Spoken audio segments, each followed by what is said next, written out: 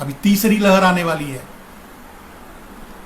और तीसरी लहर मैं बता सकता हूं कब आएगी, कितनी जोरदार होगी, सारी बातें बता सकता हूं। मुझे मालूम है तू, ये सब तेरा किया धरा है, ये प्रक्षेपण तू करवा रहा है, ये रेडिएशन तू फैला रहा है, क्योंकि मुझे मालूम है। कोई बोलेगा नहीं, किसी को बोलने की हिम्मत नहीं है, लेकिन सच यही है। जो मेरी बात को सुन रहे हैं वो इसे रिकॉर्ड करें और लोगों तक पहुंचाएं। तीसरी लहर कब आएगी, कैसे आएगी, कितनी जोरदार होगी, मैं बताता हूं। तीसरी लहर कब आएगी? जब उत्तर प्रदेश के और दूसरे पंजाब और उत्तर प्रदेश के जो चुनाव एक साथ होने वाले हैं, उनका अंतिम चरण चुनाव का वोट का चलेगा, तब तीसरी लहर आएगी। ये बोल रहे हैं सितंबर में आएगी, अक्टूबर है, तो वहां बेवकूफ बनाने का धंधा है, ये नहीं आएगी। जब चुनाव हो जाएगा, उसके अंतिम चरण जब चुनाव खत्म होने को होगा, तब आएगी तीसरी लहर। और इस तीसरी लहर में आदमी मरेगा कैसे जानते हो? इस बार सांस के लिए, ऑक्सीजन के लिए तड़प तड़प कर मरा, अगली बार ऑक्सीजन मांगेगा ही नहीं, गिरेगा, तड़पेगा, मर जाएगा बस।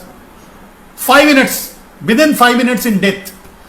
क्योंकि इस बार का जो रेडिएशन नरेंद्र मोदी फैलवाएगा, वो रेडिएशन और तगड़ा होगा, जो बच्चों तक के इम्यून सिस्टम को भेद देगा। युवा 18 साल, 12 साल, 14 साल के बच्चों तक के इम्यून सिस्टम को भेद देगा, सांसें रोक देगा, शरीर से तुरंत ऑक्सीजन खत्म कर देगा। विज्ञान की दुनिया में, किसी महामारी में, किसी विज्ञान की दुनिया में, किसी भी विज्ञान में ऐसा नहीं है कि किसी के शरीर से ऑक्सीजन अगर खत्म होता है तो वो एकमात्र कारण होता है रेडिएशन। चैलेंज है, इस पर जवाब दे, मेरी इस बात का WHO जवाब दे, या ICMR भारत की संस्था जवाब दे कि यह सच है या गलत। किसी को भी ऑक्सीजन के बगैर मरेगा तभी जब उसके शरीर में रेडिएशन एक लेवल से बहुत ज्यादा आगे निकल जाएगा। तो यह कृत्रिम है, यह नरेंद्र मोदी की साजिश है। नरेंद्र मोदी का टारगेट है 84 करोड़ भारतवासियों को मार देना। यह वर्ल्ड ऑर्डर की डिमांड है, भारत को वर्ल्ड ऑर्डर में सेट किया जा रहा है। मरेंगे, आप भी मरोगे, हर घर में 3 आदमी मरेंगे, 5 लोगों का परिवार एवरेज माना जाता है। 84 करोड़ मरने का मतलब होता है हर घर में 3 आदमी मरेंगे एवरेज। किसी के घर में 1 मरेंगे तो किसी में 3-4।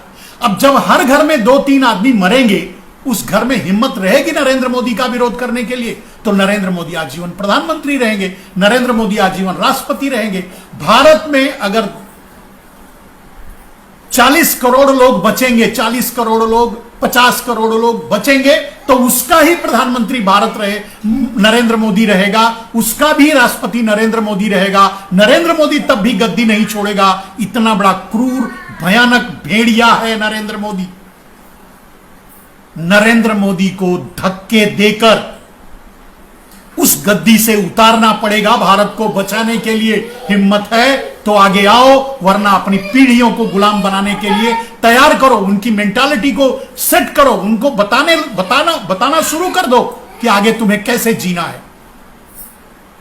आगे तुम्हें जीना नहीं, आगे तुम्हें कुत्ते की मौत कैसे मरनी है, क्योंकि आगे नरेंद्र मोदी का शासनकाल है।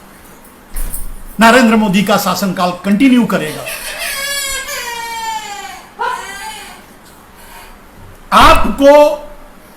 अगर आपको अपने आप को नहीं, इस देश को बचाना है, अगर आपको लगता है कि भारत आपकी भूमि है, आप भारत के लिए में पैदा हुए हो, भारत के लिए जी रहे हो, भारत के लिए कुछ कर सकते हो, तो आपको आगे आना होगा। आपको नरेंद्र मोदी के खिलाफ खड़े होना होगा। आपको नरेंद्र मोदी को गद्दी से हटाना होगा। मेरे दोस्तों, मुझे जो कहना था, मेरा जो विषय था वो ये था कि नरेंद्र मोदी भारत के प्रधानमंत्री नहीं है, अडानी अंबानी यानी मोदी शाह पारेख मेहता के CEO बन के रह गए हैं।